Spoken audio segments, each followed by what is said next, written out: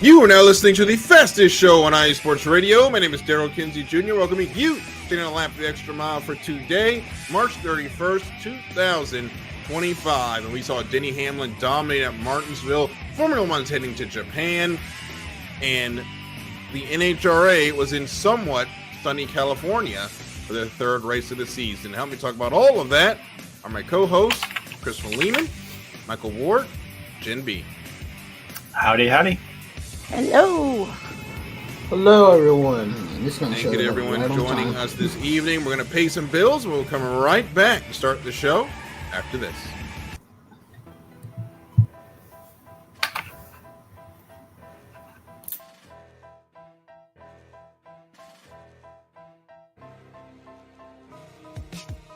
For the last 10 years, IE Sports Radio has been bringing you amazing content ranging from interviewing legendary athletes, coaches, and other authorized media personnel to building tailor-made shows dedicated to all major sports cities around the country. Make sure to follow us at IE Sports Radio on X, Instagram, Facebook, TikTok, and YouTube to keep up with the latest in sports and with all of our shows. Also, make sure to check out our daily updated website at iesportsradio.com. At iesportsradio.com, you can see our daily show schedule and check out all of our show pages with personal bios to learn a little bit more about each of our awesome hosts. In addition to our show pages, you can catch the iSports Radio blog, Hall of Fame, Fans of the Month page, and our merchandise shop, including t-shirts, tank tops, caps, long sleeves, hoodies, and more. For now over a decade here at IE Sports Radio, we've continued to be by the fans, for the fans, and we thank you all for your support and for making IE Sports Radio your direct feed for all that is sports.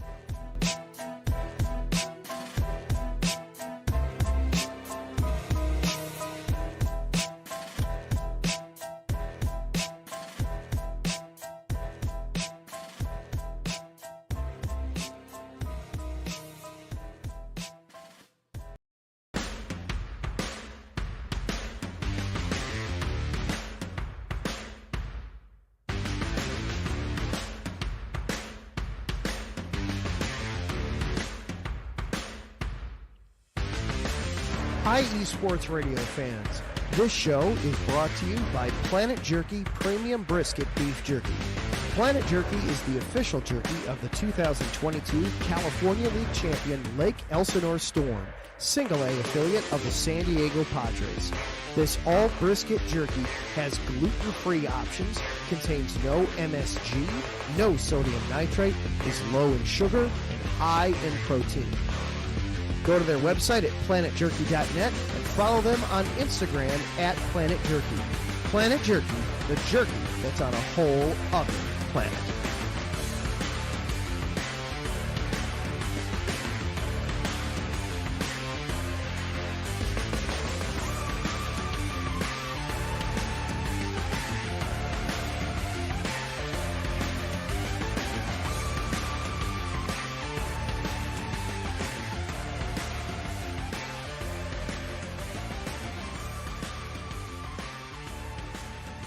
And we're back here in the Extra Mile on iSports Radio, your direct feed for all that is sports. The gang's all here. Let's get started. As a light week in the motorsports calendar, at least as far as this show is concerned, we'll go ahead and get started with NASCAR and the Cookout 400.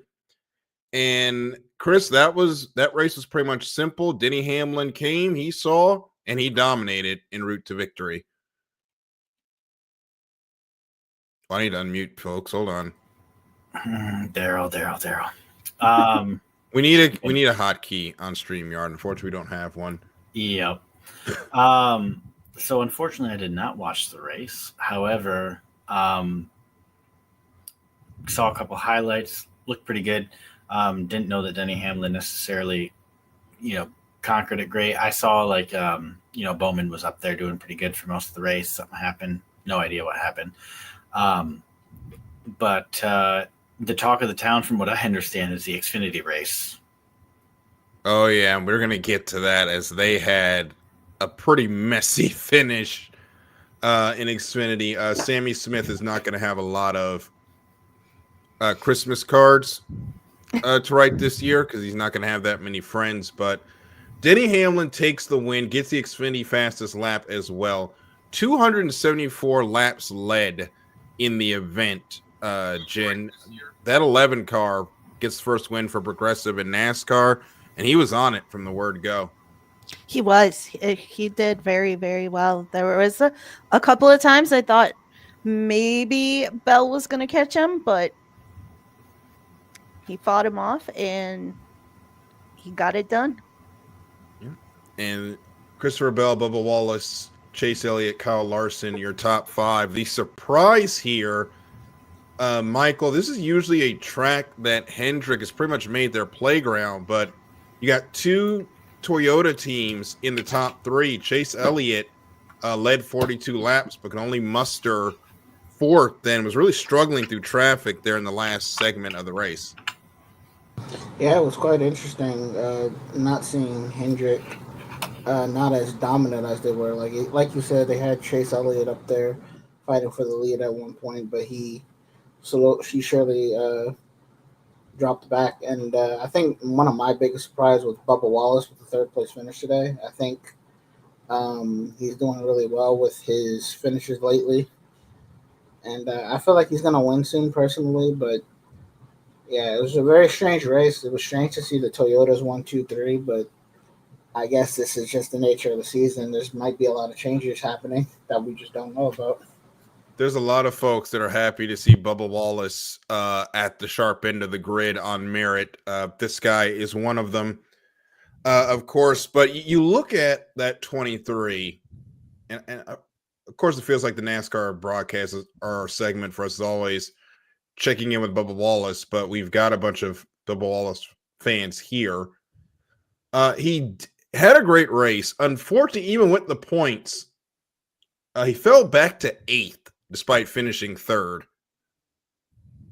Mainly because Denny Hamlin jumped up 2 spots with the win and then, of course, locked himself into the playoffs, but continues to gobble up those stage points, Chris. He gets 69 points this weekend. Nice. Or sorry, 69 points on the year. That is still 3rd best behind Ryan Blaney's 74 and William Byron, the points leader, with 70. And we talked about this earlier, but he doesn't have that stretch at the start of the season where everything seemed to go wrong. He's probably a top 3 driver right now in the point standings, even without the win. Yeah. Yeah, I would agree with that. And I mean, it's so early in the season right now, so one race kind of throws you off. Especially starting the season out with Daytona, that just screws you if you get caught up. But the nice thing is there's a really long season, so if you can, turn those early season, mistakes or bad things that have happened to you, you've got 28 races to turn it around. So definitely no worries. Just keep putting up consistent numbers and it's definitely going to work out for you.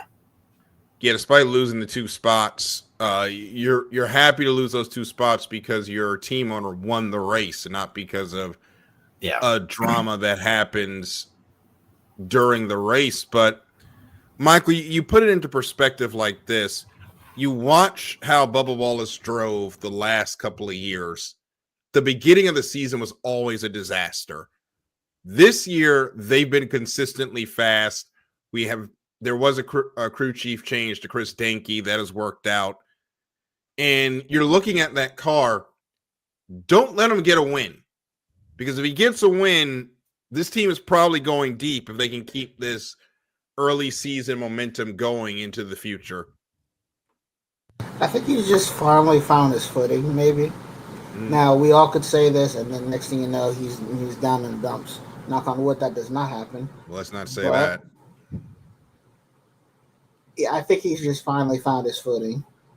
And it takes a while in NASCAR to finally find your footing, I've noticed. But once you do, you are definitely in a very good spot. So I'm glad to see him, finishing well finally.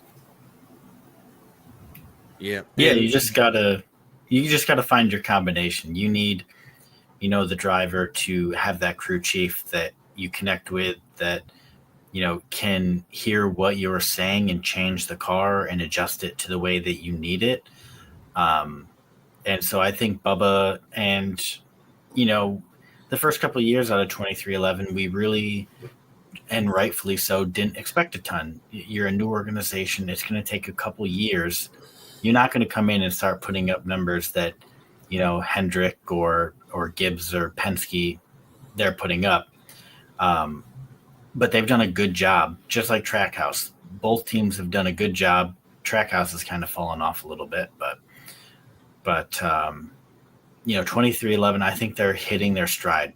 Trackhouse had that 1 year a couple of years ago that almost felt like a magical year. And if 23XI kind of keeps trending the way that they are, this could be kind of their magical year. Yeah, I agree with you. I think they're gaining speed, and I definitely want to see how far they can take this momentum. Well, we've already seen what that team can do with Tyler Reddick making the Final Four. Bubba Wallace, who has been in the playoffs before, nearly got to the round of 8 once already. Both those cars doing well, and you could see 23XI making a lot of noise. Riley Herbst, he's just trying to get used to Cup. We'll see what he does next year, but this first year is just a learning year for that 35. We saw a couple of dust-ups during this week, during the Cup race. The first one was Tyler Reddick and Ty Gibbs got into it. Reddick sent Gibbs around for that start off a rash of cautions in the latter stages of the race. Gibbs did throw the bumper back at him, but did not spin the 45. But it was interesting, Jen, seeing some intra-team rivalry there with Toyota, with Reddick in the 45, showing some displeasure with Ty Gibbs. Yes. Yeah, when I first turned the race on, I missed the beginning of it, but I was surprised that it was pretty clean to start. But once you got into stage 2, sorry, it was a whole different story. But yeah, there was a lot of getting together there in the middle of the pack and on back, and those teams just, it was a mess there for a little while. Yeah, it definitely was. Ty Gibbs showing some displeasure and showing some frustration, Chris. His Cup career has not started the way he would want it to. He has never really been in contention, minus a couple of flashes last year that didn't work out.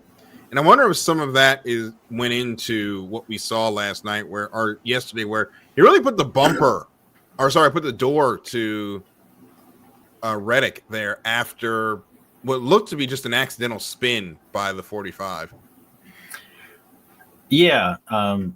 I think he came in, silver spoon. He came in with a lot of pressure, and rightfully so. Gramp owns the team.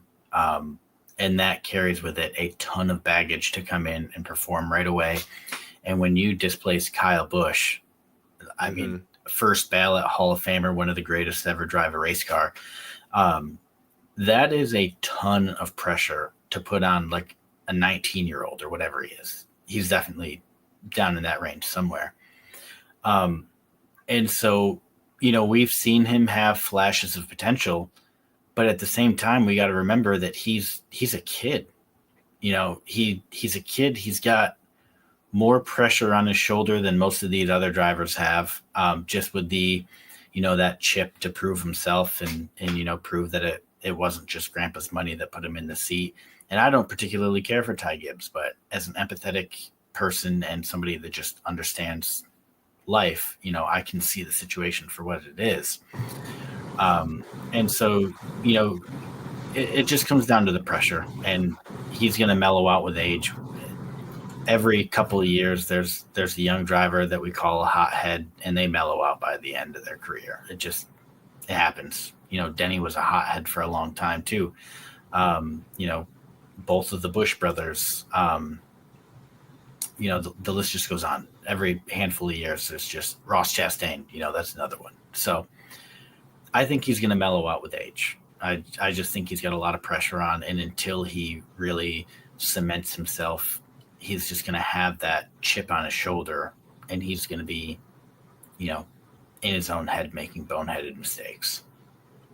So, Chris, you brought up a great point about maturity, and I just think that's something people kind of forget about when they talk about racing drivers. Sometimes they think they're superhuman or they're mentally, untouchable, when in fact they're not. They're everyday people just like you and me.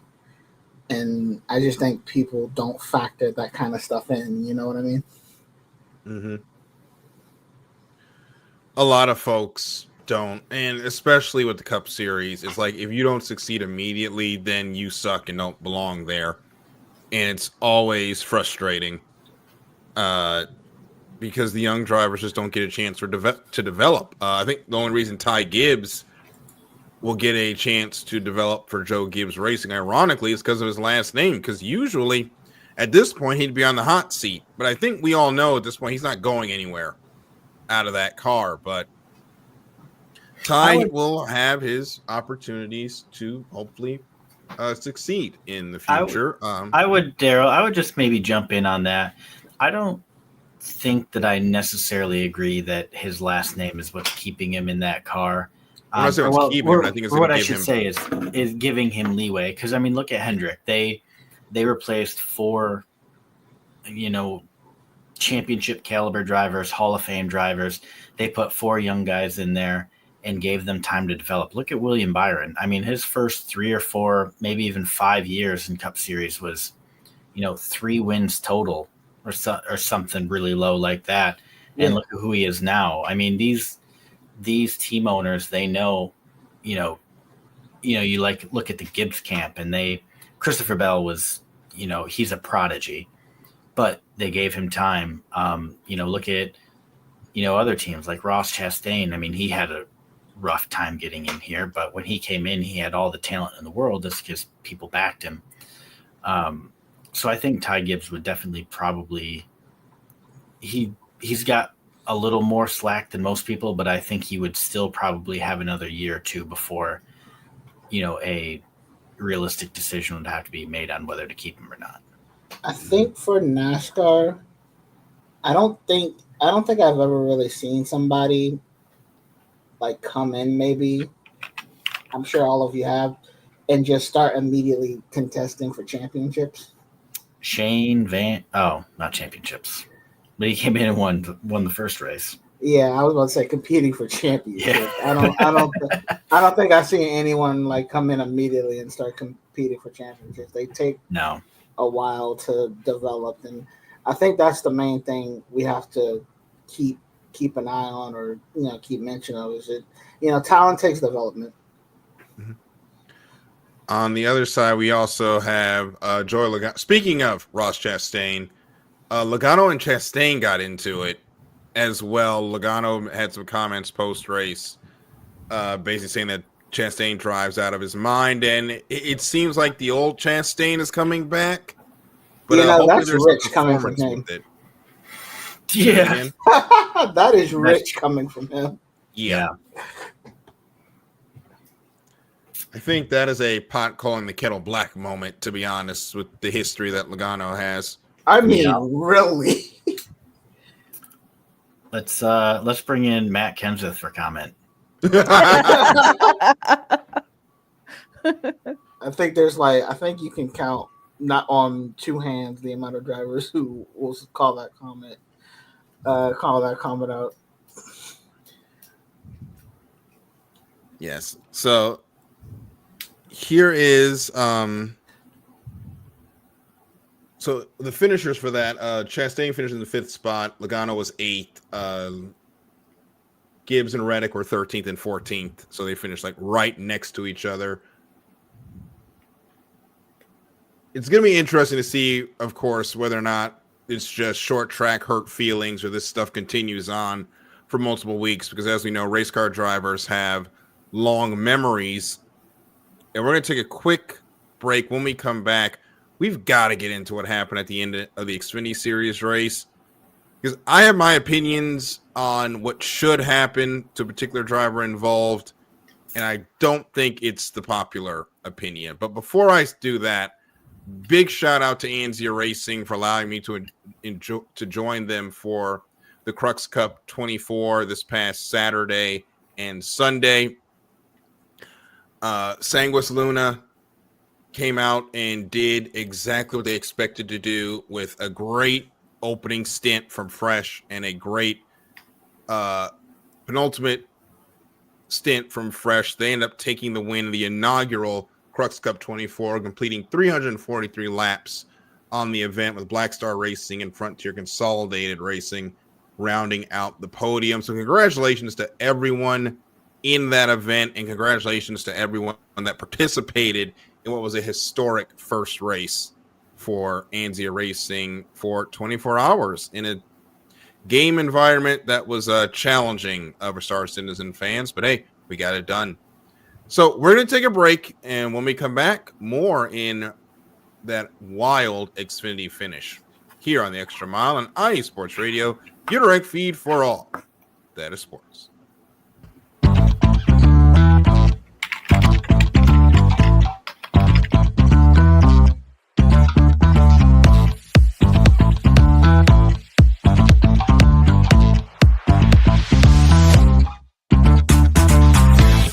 Hey there, IE Sports Radio fans. Be sure to check out our sponsor, Seal the Deal Wax Seals by Cecilia B. You just finished your very own wedding or baby shower invitations and you're looking for that extra special touch? Maybe you just wrote a letter to a relative or a friend and you want to add to their smile when they receive it. Then seal the deal with Cecilia's handmade sealing wax stamps for your invitations, letters, and gifts. You bring the deal, we'll bring the seal.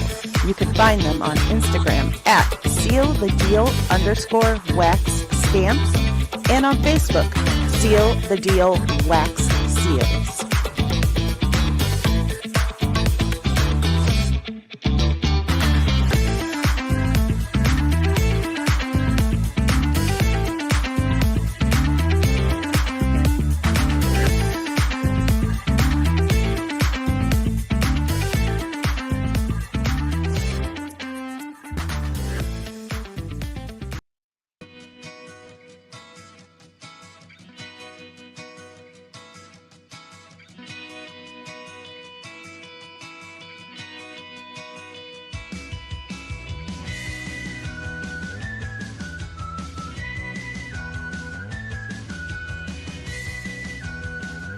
Hey, Cleveland and Columbus sports fans. This is Jenn B, host of the Show of the Land on IE Sports Radio, your direct feed for all that is sports. If you love Cleveland and Columbus sports like I do, be sure to tune in live to the Show of the Land on Tuesdays, where we will cover the Cleveland Browns, Cavs, Guardians, and Monsters. We will also talk about the Columbus Blue Jackets, Crew, Fury, and of course, the Ohio State Buckeyes. We'll also cover other colleges in the area like Akron, Kent State, Cleveland State, Mount Union, John Carroll, Baldwin Wallace, Youngstown State, among others. So like I said, if you love Cleveland and Columbus sports like I do, be sure to tune in Tuesdays to the Show of the Land with Jenn B on IE Sports Radio, your direct feed for all that is sports.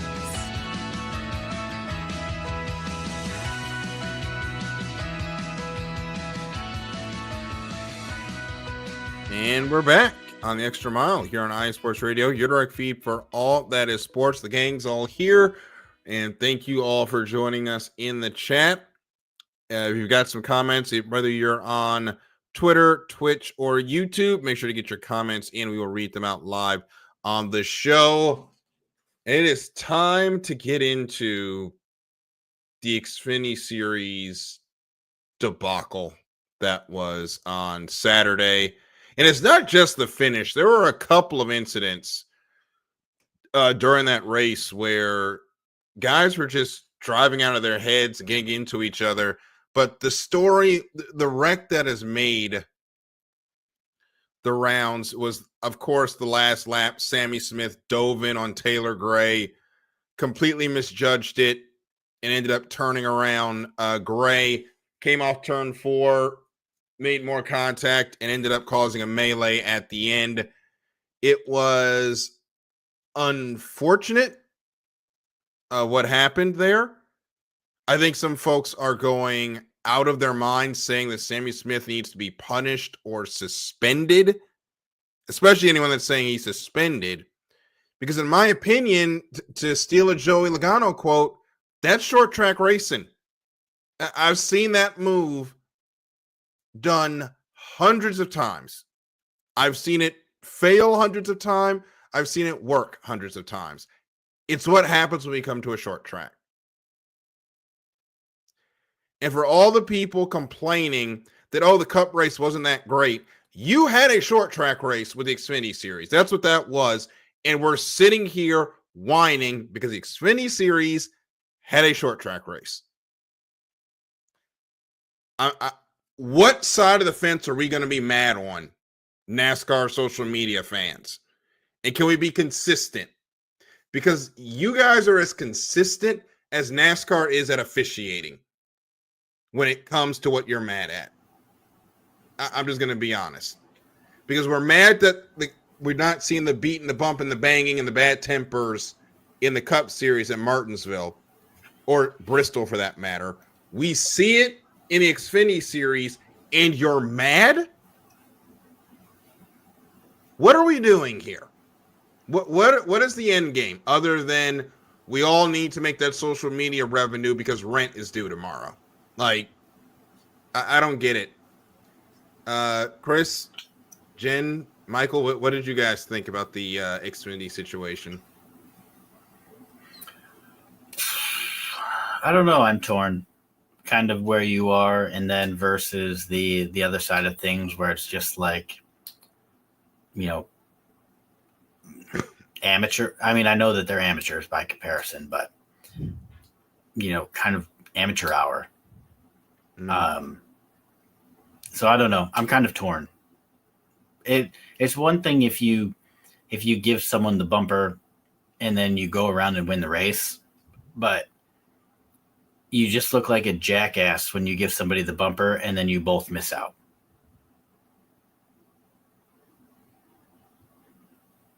I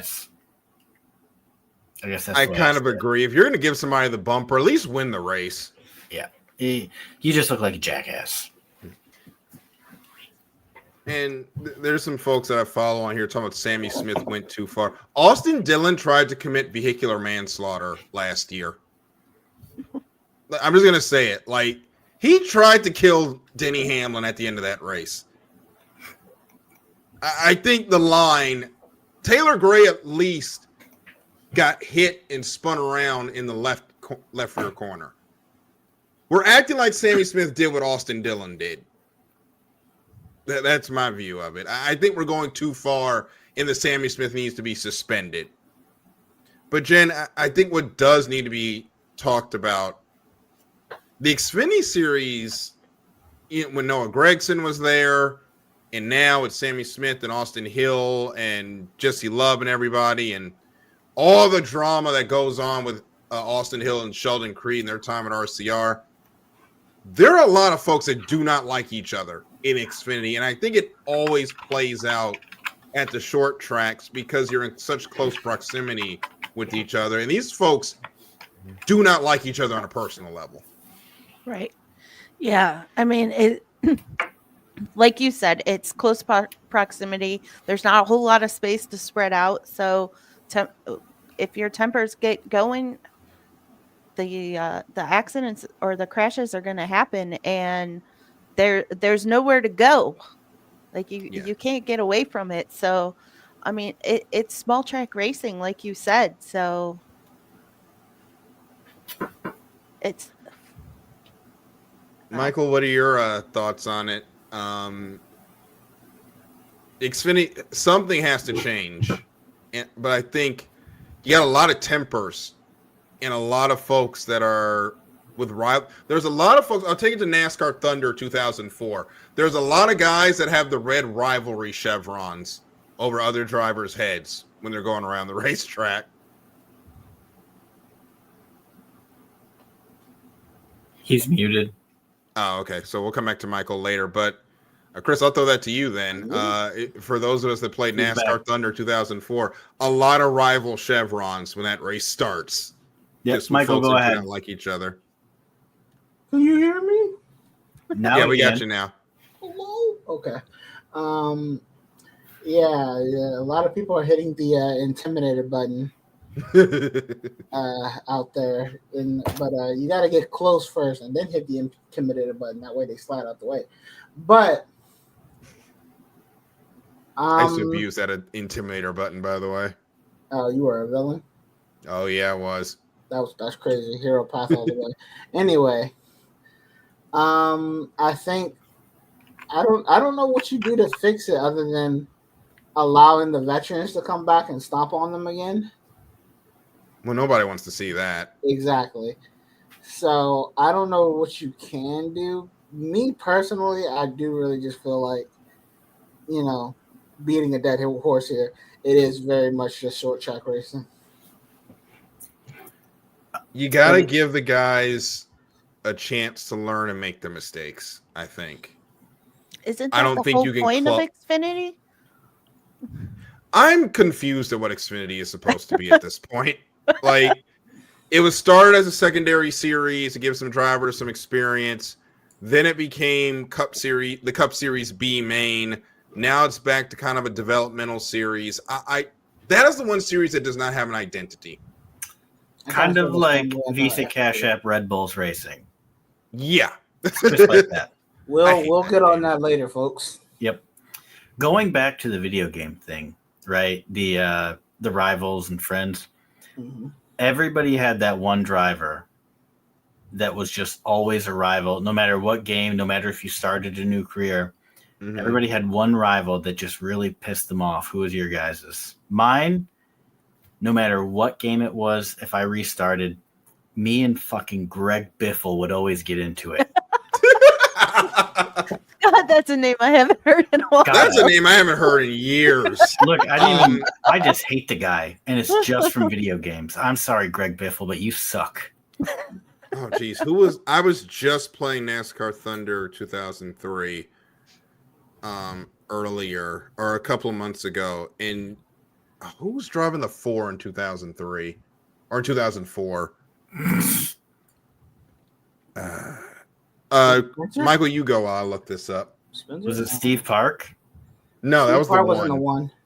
Mine was. You guys are gonna think this is ironic. Mine was Tony Stewart. That's an easy one. He was most people's rival. Yes. You could also other acceptable answers. Kurt Busch. Yep. Me and Kevin Harvick used to get into it, but it was usually accidental with me because I was like trying to drive with the PS2 era thumbstick was not great. So I would overcorrect into Kevin Harvick, and all of a sudden he's got a negative 80 rival with me. So I'm like, oh, I'm screwed this entire race. And in the NASCAR Thunder 2004, they kind of drove like how Sammy Smith did. They will come from the top of the track just to hit you. Yep. And there's no getting away with it. You get within like 2 seconds of you, and they are just taking you off the racetrack. So my favorite rivalry I had was Jimmy Johnson too. Yeah, it was Michael Wallace in 2004 and Johnny Sauter in 2003. Wow, the backmarker brigade going after you. Jeez. What did they do? They existed. Johnny Sauter was another one who in Truck Series where he'd have a lot of chevrons in the rival category, just how he drove those last few years. But I believe back to our boy Sammy Smith. I think NASCAR is going to have a conversation. I don't even know if they should have a conversation with them because I've watched the move. I have seen Denny Hamlin did that to Chase Elliott. I'm not going to say everybody, but like a good chunk of people in their NASCAR career have done that. Yeah. I mean, hell, Dale Earnhardt, everybody wants the Dale Earnhardt Sr. era of NASCAR back. The fact that we're even having this conversation about Sammy Smith overcooking a bump and run tells me y'all would die. Sorry, go ahead. It's funny you keep bringing that up, and then when somebody does it, somebody complains. Yeah. Back in the 90s, they didn't like Dale Earnhardt. It was only after 2001 that suddenly everybody loved him. Yeah, everybody's opinions change when you die. Yeah, but before that, people hated the guy. And people say they want that type of racing back. No, y'all don't. Y'all can't even accept Sammy Smith overcooking a bump and run. Like, you can't accept Sammy Smith, Carson Hocevar. Like, come on now. Yeah. Ross the Boss. Okay, to be fair, Ross kept getting into like the same driver 3 times in a row. Although I do have to hand it to him. Ross is the number one guy in this category though, because he had a whole manufacturer tell him to stop. Yeah, he had a whole manufacturer ready to throw hands with him if he wrecked the guy one more time. Like when your boss has to call your manufacturer to get you to calm down, you know you've ruffled some feathers. Ross should have just got out and done the short track racing thing that Denny did a couple years ago. Yes. That would have been mint. I mean, I think if he would have, a lot more people would accept it, I think. Yeah. I don't even think penalty day is tomorrow, so around noon we'll know whether or not Sammy Smith is going to get in trouble. I don't think he should get in any trouble. I don't think he should either. Here's how you fix. If you want to fix it, let them fight again. If you really want to fix it, let them beat each other's asses after these races again. But Darryl, this isn't the NHL. Who cares? Make it the NHL. Like, let them go to the front stretch, get one of the officials to play referee, and let them go at it. And once the helmets come off, it's over. Yeah, like once they like go to the ground or something, then it's over. But you want to end this? Let the drivers fight again, because I bet you Sammy Smith wouldn't do it if he knew he had to get out and get into a cage match with Taylor Gray afterwards. Right? Because I'm telling you, imagine the race ends and they just start throwing hands. Just let the drivers settle it. I was really disappointed. I don't know, what was it, 2-3 years ago now, when Ross Chastain and Noah Gragson got into it. I thought Gragson was going to go drop his ass, and then Chastain popped him once in the mouth. I remember that. That annoyed me so much because Chastain got one punch in, and then all of a sudden here comes the security. Let them fight. Like, let them get it out of their system. I was low-key hoping to see Noah Gragson whoop his ass, too. I think we all were hoping to see a good fight there. I think he didn't. I think that was the really aggressive year, right? Like, that was the year Ross. That was the year he got. That was like the year before they had to make that Hendrick had to make the call to Chevy. Yeah. I guess Chastain really was one punch man. And on that note, we're going to take a break. When we come back, we're going to get into previewing. Actually, no, we're not going to take a break. Sorry. We're getting ready. We're actually going to transition to NASCAR Throwback Weekend here in Darlington. All those great throwback schemes that we know and somewhat tolerate are coming back. And unfortunately, we do have the worst scheme of the bunch. I don't know if you guys have seen the Kodiak throwback that Chase Elliott is doing, but I'm going to throw it in our little private chat and let you marinate on this one. And then get your words on it. I definitely not a fan of this scheme. Oh, boy. And social media has been killing it. As they do. Yeah, so there is the scheme there in the chat if you guys want to take a look at it real quick. Boy. What is that? It is supposed to be a throwback to Ken Schrader's Kodiak Chevy scheme. That don't even look like it. So it's got the white bumper. The part that's black on the Schrader car is gray for some reason. It's got the horrible Aston Martin British Racing green stripe. And then the UniFirst colors, which is that like cyan green X color on the bottom. That I don't like the UniFirst colors to begin with, to be honest. This just takes the cake. And I'll show you the scheme that it's supposed to look like. While I do that, Chris, what are your thoughts on the scheme? Oh, sorry, I was muted. I don't know. I like Alex Bowman's better. Yes. I actually Bowman's know and Byron's are awesome. Larson's is pretty cool too. The Kellogg's one. Oh yeah, Yes. that's a childhood memory for me. Hendrick knocked it out of the park this year. Hendrick always has such good throwbacks. There's what the car's supposed to look It's because like. they have so many iconic cars to fall back on, though. Yes. how many Hall of Famers came out of that team? Oh, They just have banger after banger after banger that they can pull out the shop. Yeah. Larson's looks great. Gordon's a 2015 throwback. For Byron, the 2015 Gordon throwback, the metallic DuPont scheme, or Exalta at the time. That just looks great. I think the Wood Brothers scheme, though, is going to be the best in show. The throwback to the Lotus, which represents the Indy 500, when they pitted, I think that was for Jim Clark in the Indy 500. Oh, yeah. That scheme, that looks awesome. Yeah, it does. Oh, and I gotta see it though.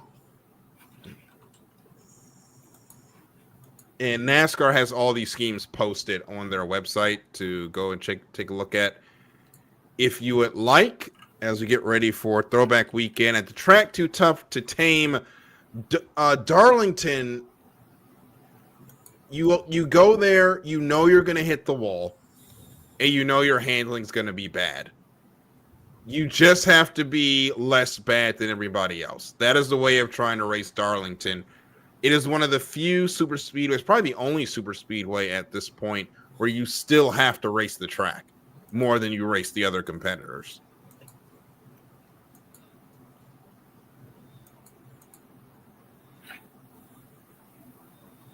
I did not hear what you said. Sorry. Sorry, I said Darlington's one of the few track, or probably the only track, as far as super speedways are concerned, where you still have to race the racetrack more than the competitors out there. Oh, without a doubt. It is like playing, like games and stuff. I think Darlington is like one of the most fun tracks, but it is also like the most stressful track to play on. Mm-hmm. That is clean. But yeah, Oh, I love the way Darlington races too. That's always just such a good race. And seeing like the old throwback cars on it, it's awesome. Like I love that event. Particularly now that we have the next gen car, it is such a good race now with how tough that car is to drive. And I think that makes it better. And the fact that it can survive a little love tap on the wall too. Yes. Like those crush panels on the previous generation, you kiss the wall and then your race is over. That sucked. I'm glad these ones are more durable. Yeah, at least now you can, as long as you don't get the actual wheel, that car will stand up and it'll take a lot of punishment on the right side. But it's another one of those tracks where tempers could flare at Darlington because you're already struggling, and it's extremely narrow, the groove at Darlington. They've kind of opened up a high line in turns 3 and 4, but turns 1 and 2, you get anywhere but other than like 2.5 wide, you're in trouble. And it's a place where we've seen tempers flare. Remember, this is where Chastain got Chevy called on him. So yep, we'll see how things go. But we're going to take our last break of the evening, and when we return, we're going to get into the Japanese Grand Prix, where one driver is making a special appearance in a brand new car. One team hopefully has its crap together, and there's actually a cool paint scheme coming from another team that hopes to be more than a back marker. We'll talk about that on the other side of this break here on the Extra Mile on iSports Radio, your direct feed for all that is sports. Rise and shine. It's 4 a.m. The stars are still out. The sun is beneath the horizon, but it's time to punch in and go to work. The comfort of your warm-ups turns into the grinding out of your reps as the clinking and the clanking of the plates create a symphony of euphoria. There's no other feeling like it. Earn it, burn it, and take what's yours.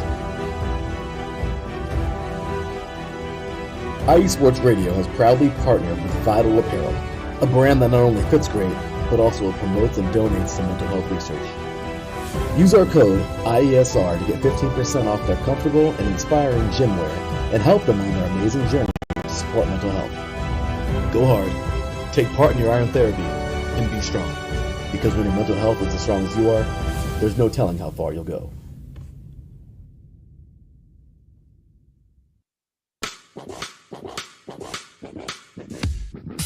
Hello, sports fans. It's me, your boy Larry B, and I want to walk you through the world of sports. No, not just the mainstream major TV deal type sports, although those are important too. But let me be your guide through your journey of all sports, from college to the pros, the minors, and everything in between. Each week, we are talking sports galore with true diehards just like you from a hardcore fan's perspective that's sure to quench your thirst around leagues you may know all too well and some you may even discover here. That's right, sports fans. If you love sports of all kinds, enjoy hearing amazing sports stories, and respect all sports because you know how difficult any of them can be to play or compete in, then this is your show. Join me, your boy Larry B, on the defining moment each week here on IE Sports Radio, your direct feed for all that is sports, and let the sports come to you.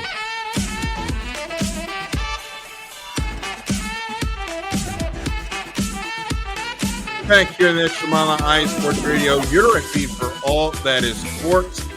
We're going to get quickly into the Winter Nationals results before we get into Formula One. And in the Winter Nationals, it was a day where the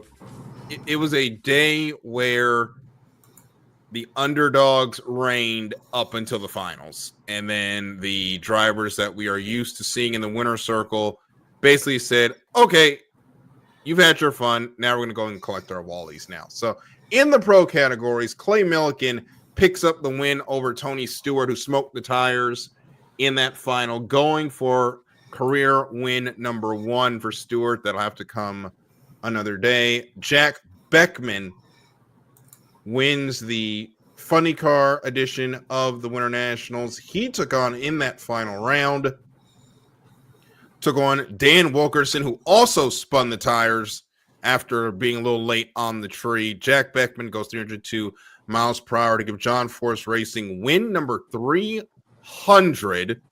Pretty sure over half of those came from John, but even still, John Force was in attendance as well. And Greg Anderson, despite getting beat on the tree by Dallas Glenn, picks up the win in his KB Racing Camaro to continue his dominance in the early part of the NHRA season. NHRA will be back in action. Taking a look at the schedule, April 11th through the 13th for the first of 2 NHRA 4-wide events at the Strip at Las Vegas Motor Speedway. So check that out, April 11th through 13th on Fox and NHRA.tv. So now it is time for Formula One. The Japanese Grand Prix is on the way. And this is the race where Yuki Tsunoda will finally make his first appearance in the Red Bull liveried car, or the main Red Bull liveried car. But I'm going to get into the whole V-Carb situation. Chris, this is your team. This is something we've asked for. What are your hopes for Yuki this weekend? First of all, I want to say I called it last week on the show. I said Horner's statements makes me think it's coming either this week or next week. It happened this week. I just had a feeling that it was coming before the Japanese Grand Prix. I am very excited. I think Yuki should have been in this seat to begin the year. As far as what do I expect out of him, my hope is to see him score points. I think that would be realistically what we need to see out of this car. However, I'm not really sure because that car is a mess to begin with. And whatever feedback Lawson gave might be a little bit different than what Yuki wants. And so we'll see what Yuki can do with it. I mean, to be, completely honest with you, he can't do worse than Lawson did. Knock on wood, I guess. But I think that a realistic expectation would be some sort of points this weekend. And if he can do that, that means that, Red Bull made the wrong choice to start the year. But I do think Yuki is their best bet going forward to maximize their points for the constructors. They could not sit around and wait. They had to make a movement as soon as possible. And Michael, we've watched that car. And I think the problem with Red Bull is that car is so out of sorts. Max is just dragging it up to the finishes he's received this season. If Max was not in that car, and if this was just Yuki and Liam, they'd probably be back there with Kick Sauber and Aston Martin. And that's at best. But Yuki getting into the seat, he will be an improvement. Will it be enough to improve their fortunes? But and this is the most important part, will Red Bull listen to him when he gives feedback? I do not know. They have a history of not listening to the second driver. So it's hard to know if they'll actually start listening to Yuki. I would really hope they start realizing, once Max leaves, who do we have left? Maybe it's time we start listening to people. There's quite a conundrum with that too, because Max has been apparently quite vocal about not wanting to make that switch, which I don't necessarily understand why. I think this is actually going to be better for both drivers. I think this is a win-win. But Max coming out against it is certainly, it's interesting. Definitely unexpected. But I saw a thing that said, and I think it was Marco, which we all have our opinions on that, but I believe he said something to the effect of that if they don't meet their points threshold by the summer break, Max is out.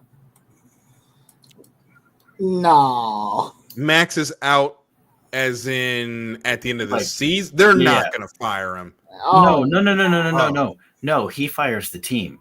He gets okay. See, that makes more sense. They need to score X amount of points for him to activate his exit clause.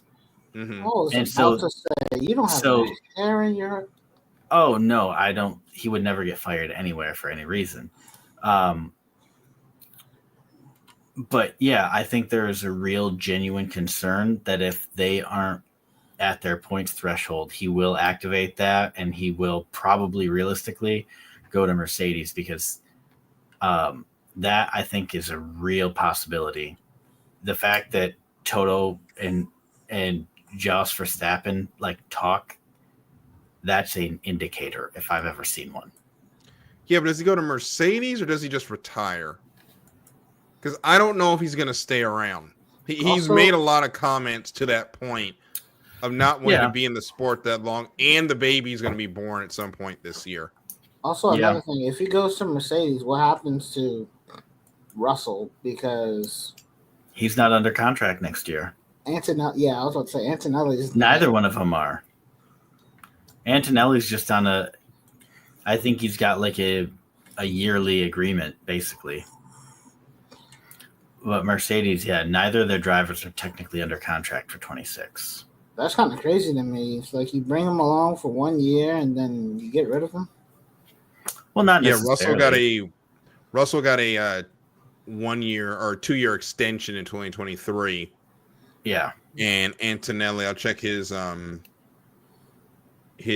contract here in a minute, but it's possible. But does Max want to continue in the sport is the question. He's been here since he's 19. He's got a child on the way. He's talked about not wanting to miss time with that kid. We know how the F1 schedule is, and that baby is not going to be able to fly for at least 6 months. So he's gonna have a decision to make, and I'm wondering, is it going to be to keep racing, or is he going to go and run his GT3 team and be a full-time streamer and be a better dad than his ever was? You know, if he does do that and decides to call it quits when his child is born, hats off to him. Mad respect. I'll be happy for him, but I will be pissed because I'll have to find a new driver. So both of them are on a 1-year deal. But Jen, this is the situation Red Bull finds themselves in because everyone has said it. Once he leaves, that team goes down the order. They're the 10th fastest team when he's gone. Yeah. Don't say that. I think it's genuinely true. I don't think there's a lot of denying that, to be honest with you. I don't know. I mean, look at how poorly Liam Lawson was performing. So, I mean, without Max, they would be in trouble. Yeah, that car would be the 10th. It'd be the worst car on the grid. And that's what they're looking at. I'm also looking on here. Chris, you've got this line in here about Liam. Explain? Oh, that he's a douche? Yeah. We are alive, sir. Actually, we've all cursed this during this show. Yeah, we've all cursed this episode. So I don't we're all entitled to a fine. Have you just read some of the stuff he said in the media? I didn't even know he said anything.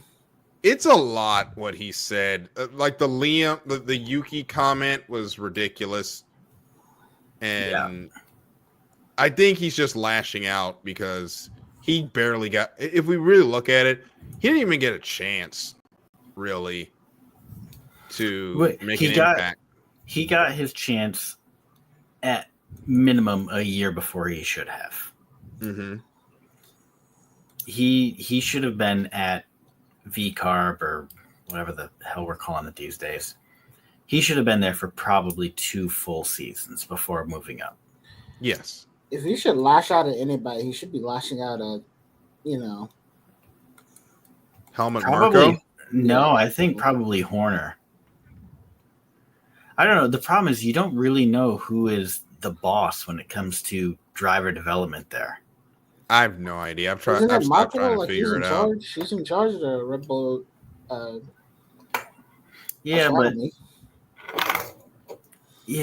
I don't know. He is, but then at the same time, I don't know if he necessarily is. I think the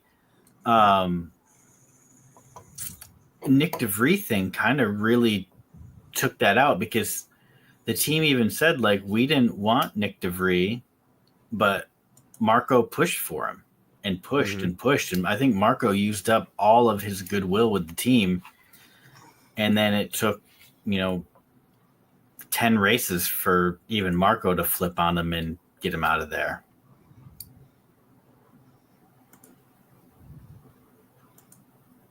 I've stopped trying to figure out things with that team. That team, if they're going to do better, they're going to need a top-to-bottom culture flush. And I mentioned this during the waning hours of my stint during the Crux Cup 24 when we basically got into late-night 24-hour discussions where you're just talking about anything to stay awake. And Formula One came up, and I basically said, if I'm running Red Bull, Horner gets fired immediately, and Marco gets fired and gets a cease and desist that he has to sign before he walks out the building, you are not allowed to talk about this team anymore. Because everything you say is just the most horrible thing imaginable. So who'd you bring in as team principal then? Or I have no idea. Mattia Bonato. I'm just kidding. no. Though, who knows? I mean, it's the same circus, different ringleader over at Ferrari. Yeah. Really? You think so? You think Mercier is just as bad? Yeah. That's a crazy statement. Why? Your strategy is still the worst on the grid. It's been that way as long as I've been on the show. Think about last year. It wasn't pretty bad then. No, they had their moments last year. And I don't really think it's Mercier. I think it's people. I think it's other people. I don't really necessarily think it's Mercier. But he can change things, and he hasn't. Yeah. I mean, he got Lewis. I mean, he's got compared to how they were with Bernardo, I think he's done a lot good. That's just me, though. I don't know. Watching the Australian Grand Prix, I don't know. And then the double disqualification last week. And that brings us to our next step. Our next point of contention, Ferrari.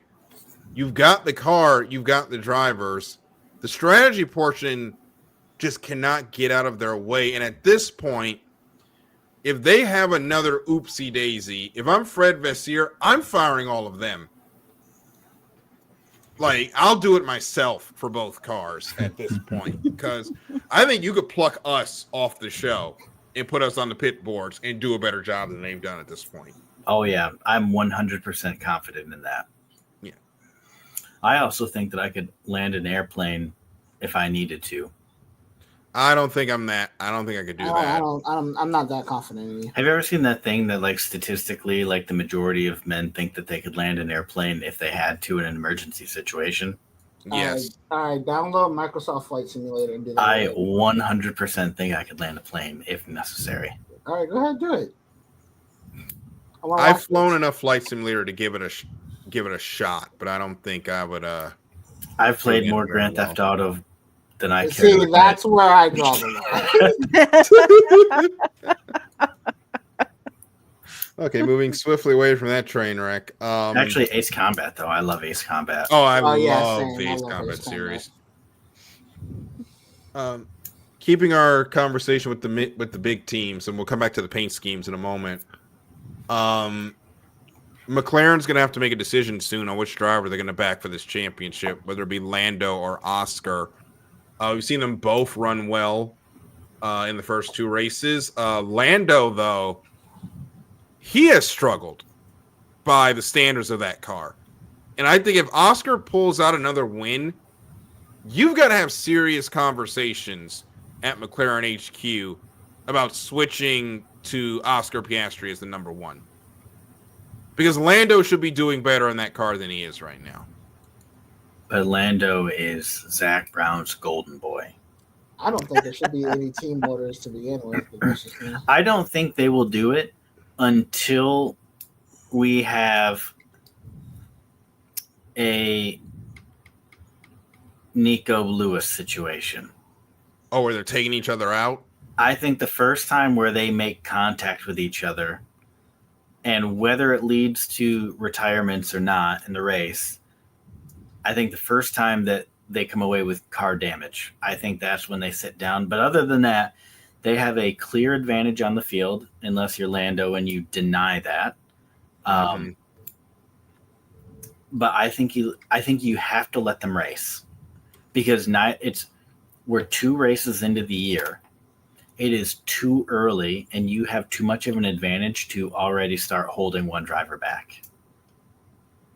They need to let them race until it becomes a problem. Yeah. And they definitely should have let Oscar race at the Australian Grand Prix in front of the home crowd. And that kind of bit them there when the rain came down. And then he comes back, wins China. And I heard that Oscar Piastri's camp raised heck over that.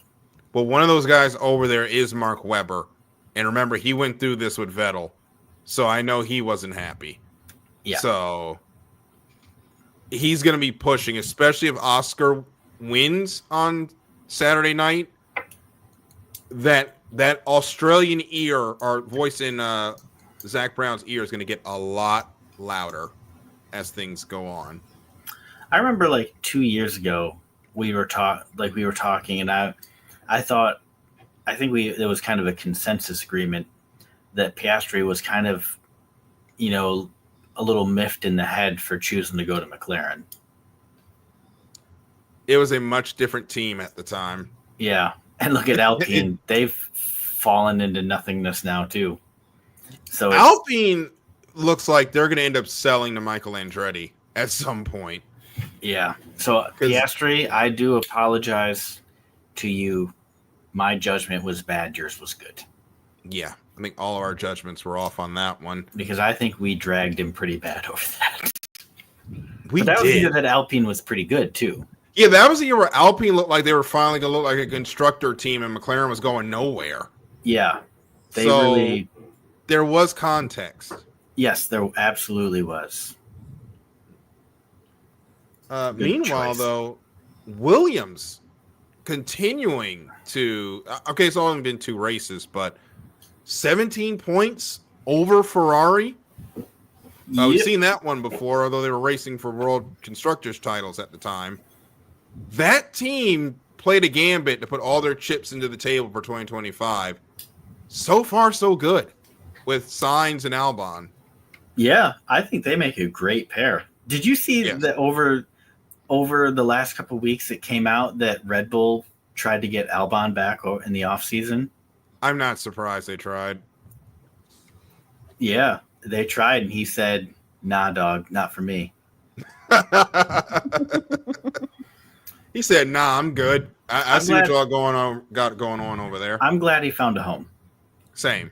Even though maybe he could have done better at Red Bull in the long run, I'm happy that he chose to stay somewhere that the people love him and respect him, and he feels more fulfilled instead of chasing what was probably a bigger paycheck, a little more prestige. I'm happy for him that he's happy enough where he is to say no.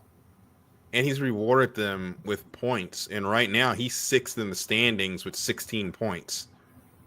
Outscoring Carlos Sainz, who's got his first point in China. So he's rewarding their faith in him. And I think Sainz was probably on pace to get points in Australia. Yeah. I think he was running like 8th at the time when he crashed out. Oh no. He crashed out early. He crashed at he crashed at the first lap, which was unfortunate. I think he would have got points. Because he was the third. Was he really? Because Isaac crashed before the start. Jack Doohan crashed in turn 4. And then coming back to the yellow, they had the throttle issue and his car spun. Okay. Because he went to hit the brakes. Yeah, it was lap 2, but it was about 4 hours after the race started. That's right. Yeah. He tried to hit the brake, but for some reason the throttle engaged and spun him out. Yeah. If he doesn't have that issue, he probably scores points as well. But Williams sitting pretty right now. Yeah, absolutely. Before we go, we do have some special liveries that are going to be at the Australian Grand Prix on Sunday/Saturday night, depending on where you're watching the race. The white RB16 from the 2021, the white scheme last seen on the RB16 during the 2021 Turkish Grand Prix will be back, but Haas blew it out of the water, I think, with the cherry blossom scheme that released today. You owe it to yourself to go see it. It's got the traditional Haas colors with the cherry blossom branches running through it with the pink. That car is going to pop when it's on the racetrack at Suzuka. That car is gorgeous. And I am impartial to the Red Bull white livery too. That's a pretty badass car. It'll look really good on the podium when Max wins. We'll see if he wins. I just don't know with that car, but he will definitely be up there. Well, if anybody's going to drag that car up, it's going to be Max. But I would love to see a Yuki win. No, that'd be great. A Yuki Tsunoda win would feed generations. Oh, yeah, it would. So that race will come on. Might let him race at Red Bull again next year. Maybe. Because they are. I don't think Liam's going to be back in that seat next year. I don't see it, especially if Yuki does well. I think the AlphaTauri. I think the V-Carb cars are actually better than the second Red Bull seat. Mm-hmm. If anything, I think they should probably move Max down to V-Carb and let him just run amok. I bet you he could win more at V-Carb than he could at Red Bull.